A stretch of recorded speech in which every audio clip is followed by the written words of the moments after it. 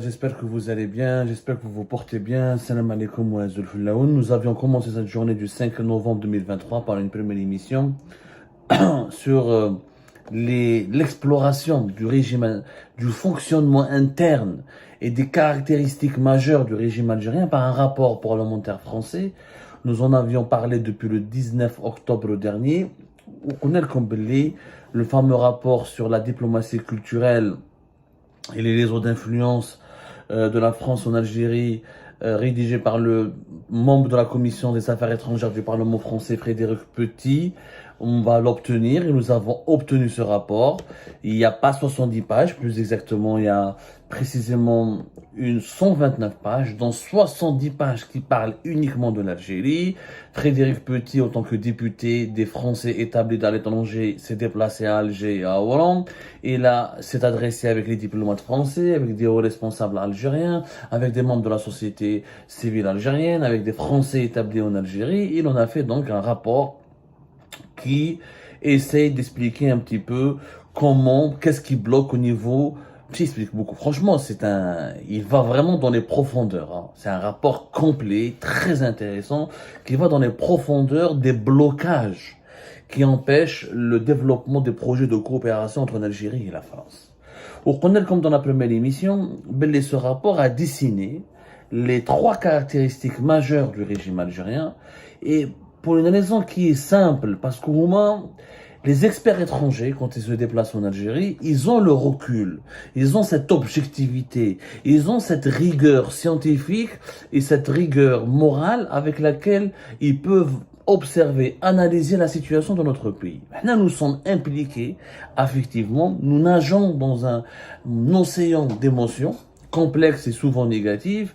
Et comme on a, en Algérie, on a 2 problèmes. On a un problème plutôt, qui se divise en 2, en fait. Nous voulons changer notre pays, mais nous sommes déchirés entre le désir de changement et le désir de protéger notre pays. On a peur du changement. Il n'est pas que les dirigeants algériens qui ont peur du changement, même les Algériens tout court. Les Algériennes et les Algériens tout court ont peur du changement. Dans une émission à part, on critique notre pays, on veut changer ça. Mais dès que on commence à aller sur le terrain du concret, on critique quel type de république nous voulons, quels sont les rapports que nous voulons avec le monde extérieur, avec nos voisins, avec les puissances étrangères, avec le libéralisme économique, avec la mondialisation, on ressent des relents de protectionnisme, de repli sur soi. Parce qu'on a peur aussi du changement. Les Algériens eux-mêmes ont peur du changement parce que ils croient ils ont aussi cette idée que le changement peut être négatif. On a vu ce qui s'est passé avec les printemps arabes, on a vu ce qui s'est passé avec Octobre 88, on a vu ce qui s'est passé avec le Hirak. À chaque fois qu'on essaie de surfer sur une vague de changement, et ça donne lieu à des catastrophes juste après. Donc on est déchiré entre le désir de se protéger et le désir de changer. Donc, c'est ce qui nous empêche d'avoir peut-être ce recul nécessaire pour avoir une analyse scientifique et froide du problème de notre pays. Dans la première émission, le rapport parlementaire français a bien compris que la surveillance de la population est un élément fondamental pour le régime algérien. Et c'est pour cette raison que nous avons d'ailleurs des milliers de militaires, des milliers de policiers, des milliers de gendarmes. Nous avons vraiment l'un des appareils sécuritaires les plus développés en Afrique et les plus développés dans le monde arabo-musulman. Nous avons un régime très très fort sur le plan sécuritaire. Le régime algérien est défaillant sur beaucoup de choses, mais sur le plan de la sécurité, au niveau de renseignement humain notamment, au niveau de l'approche humaine, peut-être au niveau technique, on ne maîtrise pas encore, les autorités algériennes ne maîtrisent pas encore l'ensemble des nouvelles technologies, tout ce qui est au niveau des écoutes, au niveau de ce qui est high-tech, les nouvelles technologies contre la cybercriminalité, la cyberguerre, etc. Mais sur le plan humain, nous avons une armée solide, des services de sécurité très solides. Je vous rappelle, je mets un peu de son émission, on a donné le nom des policiers, c'est pas la peine de revenir là-dessus. Quelles sont les autres caractéristiques majeures? Alors, ce rapport a le mérite de pointer le doigt sur 2 autres caractéristiques.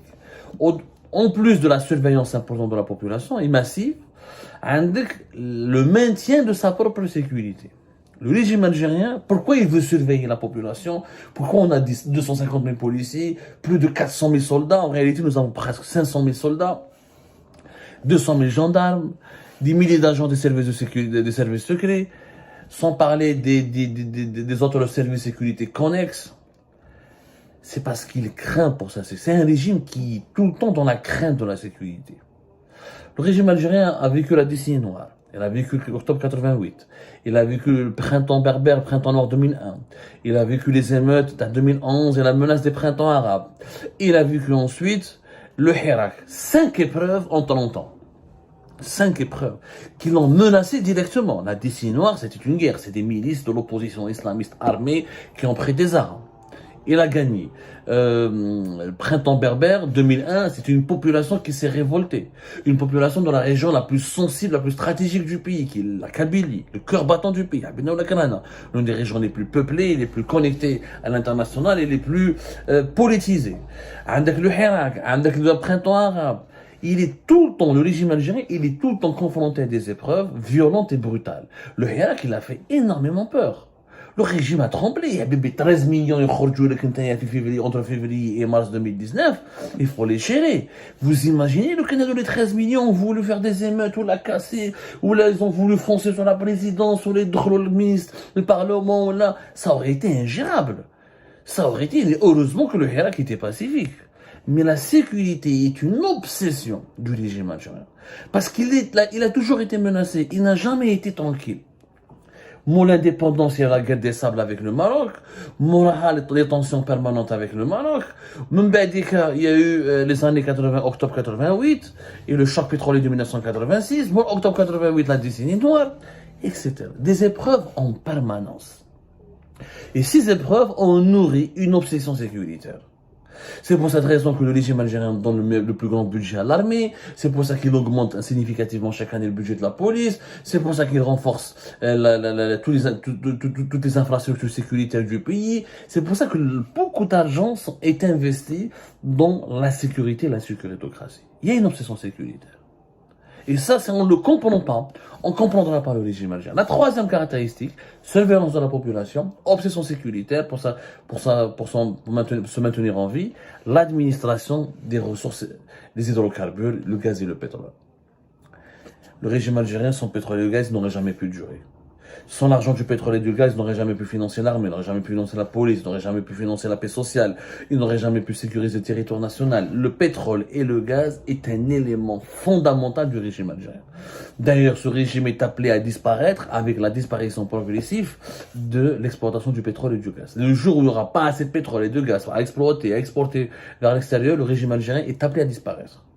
Parce qu'il n'aura pas suffisamment de ressources financières pour assurer son fonctionnement actuel ou sa configuration actuelle.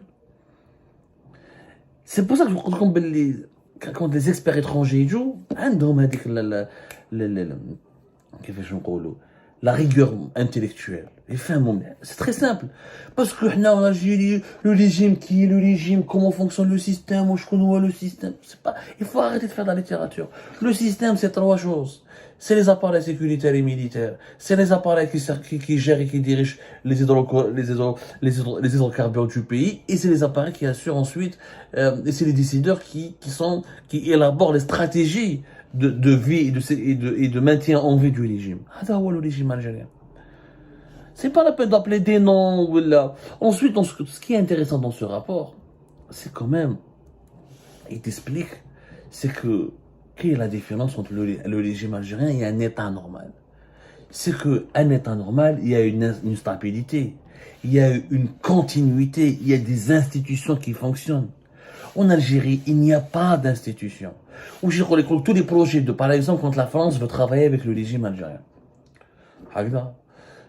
Quand la France veut travailler avec le régime algérien, quand elle veut, avec l'Algérie tout court, parce que voilà, pour les Français, on investit de l'argent pour la coopération avec l'Algérie. Il y a 5 millions d'Algériens qui vivent en France, il y a des relations historiques, il y a plus de 30 000 expatriés français en Algérie, il y a des deuxièmes partenaires commerciaux. La France fait partie des 3 premiers partenaires commerciaux de l'Algérie. L'Algérie fait partie des 5 partenaires commerciaux les plus importants de la France en Afrique. Donc ça reste quand même un pays important pour la France. Et la France est un pays important pour l'Algérie. C'est normal qu'il y ait des projets de coopération. Mais pourquoi ces projets de coopération sont bloqués et aboutissent rarement à des résultats positifs? Parce que ce rapport, il y a une instabilité, une illisibilité, une précarité de l'administration. ما كاش اللي واش يقول لك le rapport, les ministres comme leur administration hésitent à prendre des initiatives sur fond de créer de règlement de compte ou d'instrumentalisation des procédures judiciaires. Les ministres, les fonctionnaires en Algérie n'ont pas de pouvoir. Ils sont juste, c'est des figurants. C'est des simples exécutants de quelques missions totalement superficielles. Un ministre n'a pas beaucoup de pouvoir. C'est rare les ministres qui avaient autant de pouvoir, qui avaient vraiment du pouvoir. Et les ministres qui avaient des pouvoirs, qui avaient réussi à avoir un certain pouvoir d'influence ou à avoir qui pouvaient vraiment accéder au centre de décision, ont duré un peu longtemps. Ensuite, ils ont fini très mal. C'est rare. Les Warraham, les Benbouzid, les Chakib Khali, les Warraham, les Bouchouarb, les Sillal, les Ouyahia, ils ont tous le cas des disgrâces. Mais à part Tebboune qui a réussi à devenir ministre, c'est très rare. Ouais. Et à part Tebboune qui a réussi à devenir président de la République, grâce à une cooptation de l'institution militaire et des services de sécurité, les autres ministres qui avaient des ambitions politiques, etc., ont fini très mal.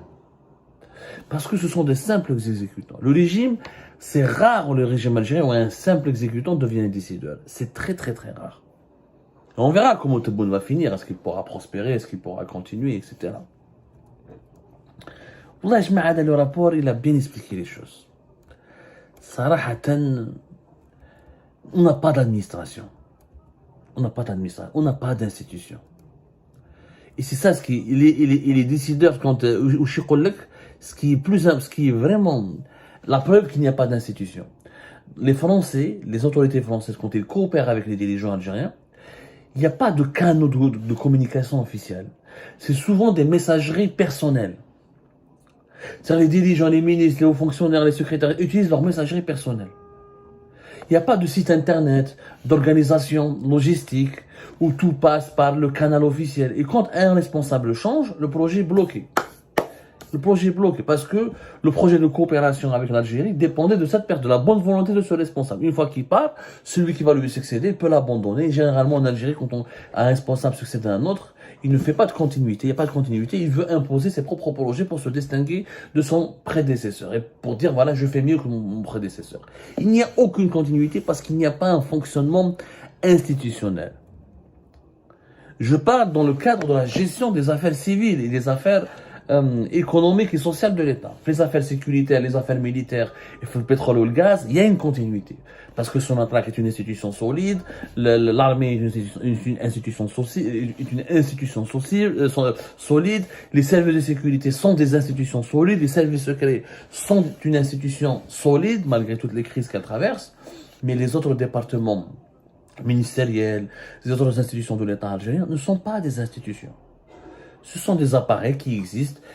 Elles peuvent bien fonctionner si elles ont à leur tête des bons fonctionnaires et des bons ministres. Mais quand il y a des changements brutaux ou là, une instabilité au niveau des dirigeants, eh ben, il n'y a aucune continuité. Il n'y a aucune continuité. Et c'est très important. Malheureusement, c'est ça le régime algérien. C'est pour ça qu'on parle de système, de régime et pas d'État. Et c'est pour cette raison qu'un regard externe nous aide à mieux comprendre le fonctionnement de notre pays. Sans parce que les Algériens c'est ça le régime. C'est l'obsession sécuritaire, la surveillance de la population, la surveillance massive de la population et l'administration du pétrole et du gaz. C'est ça le système. Le système, c'est Sonatrach, l'armée et les services de sécurité et la tête pensante, c'est-à-dire la présidence, l'état-major et les services secrets qui établissent la stratégie sécuritaire et militaire du pays. Pas plus. On n'a pas de stratégie économique et sociale.